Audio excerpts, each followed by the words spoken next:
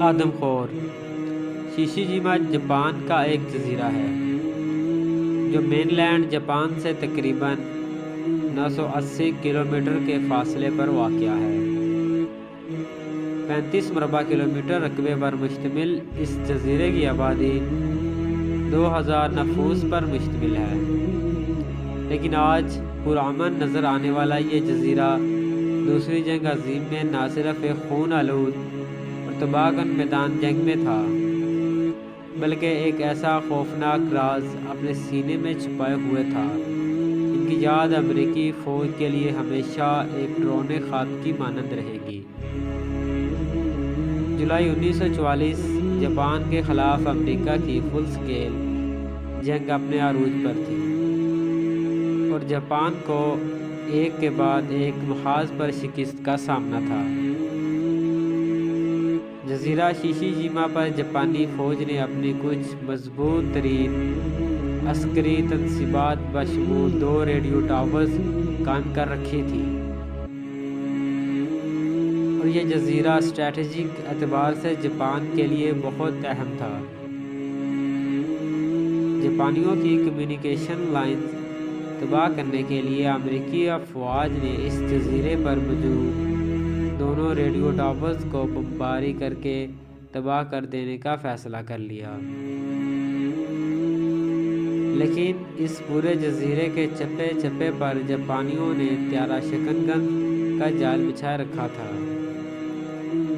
جزیرہ کی فضاؤں میں پہنچ کر مطلوبہ ہدف پر بم گرا پانا تو درکنار جزیرے کے قریب پھینک پانا بھی کسی دشمن جہاز کے لیے آسان نہ تھا، لیکن تمام خطرات کے باوجود امریکہ نے بحر الکاہل میں تعینات اپنے طیارہ بردار بحری جہازوں سے اپنے جدید جنگی طیاروں کے اسکواڈرن کو شیشیجیما پر بمباری کے لیے بھیجنے کا آغاز کر دیا،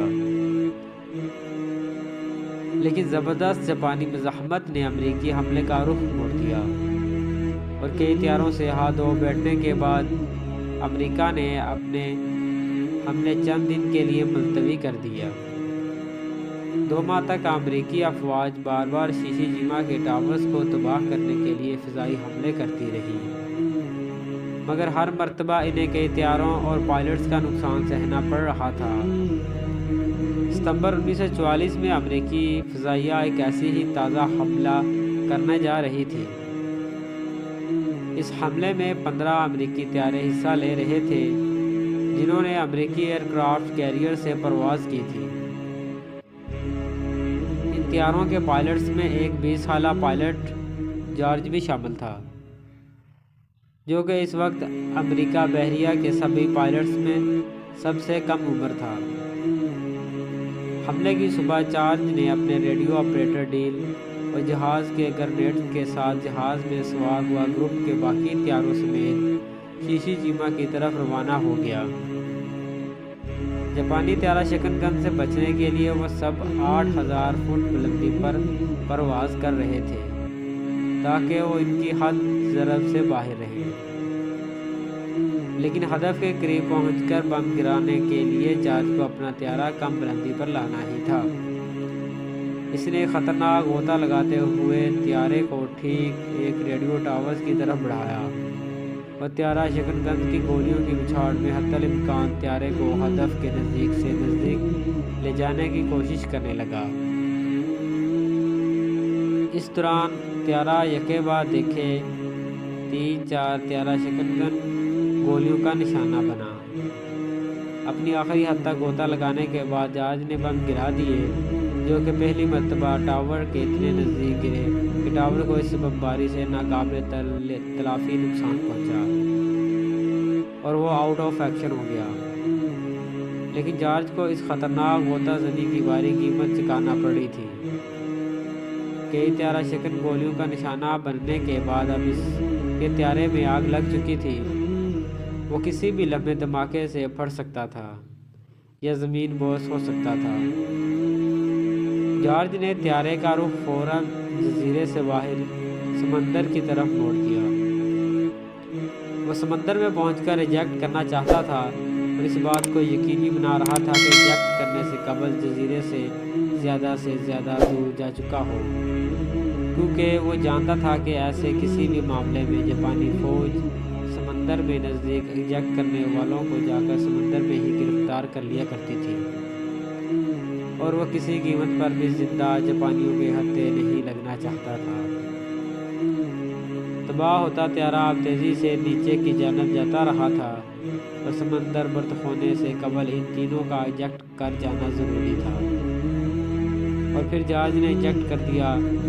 پیراشوٹ کی مدد سے سمندر میں اترنے کے بعد اس نے خود کو پیراشوٹ سے نجات دلائی۔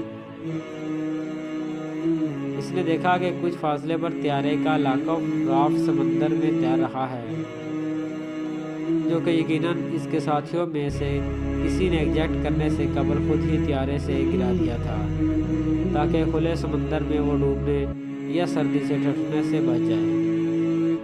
رافٹ پہ چڑھنے کے بعد جارج نے ادھر ادھر دیکھا، اپنے دیگر دو ساتھیوں کا پتہ چلانے کی کوشش کی، لیکن بدقسمتی سے وہ زندہ نہ بچ پائے۔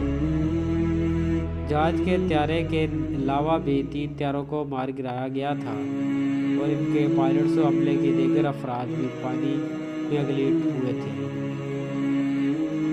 کچھ ہی دیر میں جہاز نے دور سمندر میں کچھ بوٹس کو اپنی سمت میں بڑھتے دیکھا، اور اس کا دل دہل کر رہ گیا۔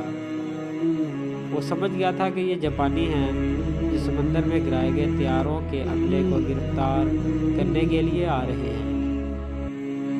جارج اپنے ہاتھوں کو چپو کی طرح چلا کر پوری قوت سے رافٹ کو دھکیلنے لگا، تاکہ رافٹ جتنا ممکن ہو جاپانیوں کی حد ضرب سے باہر جا سکے۔ لیکن ہاتھوں سے چلائے جا رہے رافٹ اور موٹر بوٹس کی رفتار کا کیا موازنہ! فاصلہ ہر سیکنڈ کے ساتھ تیزی سے کم ہوتا جا رہا تھا، لیکن پھر اچانک فضا میں طیاروں کی گرج اور پھر جان پھاڑ دینے والی گولیوں کی تڑتڑاہٹ گونجی۔ یہ تازہ دم امریکی طیارے تھے جو اپنی مشین گن کی مدد سے جاپانی جنگی کشتیوں کو نشانہ بنا رہے تھے۔ جلد ہی بچی کھچی جاپانی کشتیاں تیزی سے واپس جزیرے کی طرف بھاگ رہی تھیں۔ جارج کی جان بچ گئی، لیکن اسے اس بات کی کوئی تصدیق نہ تھی کہ آیا ان طیاروں پر کسی نے سمندر میں اس کا رافٹ دیکھا بھی تھا یا نہیں۔ اگر کسی نے اسے نہیں دیکھا تھا تو گویا کوئی اسے بچانے نہیں آئے گا۔ جارج پھر سے ہاتھوں کی مدد سے رافٹ کو دھکیلنے لگا، تاکہ جزیرے سے زیادہ دور ہو جا سکے۔ شام تک اس کے بازو بری طرح سے شل ہو چکے تھے، اس کا جسم درد کرنے لگا تھا اور اس کے اعصاب ٹوٹنے کو تھے، لیکن دور دور تک کسی امریکی کشتی کا کوئی نام و نشان تک نہ تھا۔ پھر اچانک اسے اپنے نزدیک پانی میں ہلچل محسوس ہوئی۔ اس نے دیکھا کہ پانی سے کوئی چیز باہر نکل رہی ہے۔ یہ ایک پیریسکوپ تھا، اور پھر جب وہ آبدوز سمندر کی سطح پر ابھری تو یہ دیکھ کر جہاز پر پھر سے جی اٹھا کہ وہ امریکی آبدوز تھی۔ جارج کو رافٹ سے آبدوز میں پہنچا دیا گیا اور اس کی جان بچ گئی۔ گویا یہ کہانی ایک خوشگوار طریقے سے انجام پذیر ہو گئی، لیکن پانی میں کودنے والے باقی پائلٹس و عملے کے دیگر افراد اتنے خوش قسمت نہ تھے۔ ان میں سے 8 امریکیوں کو جاپانیوں نے گرفتار کر لیا اور اپنے ساتھ ان بوٹس پر واپس شیشیجیما لے گئے۔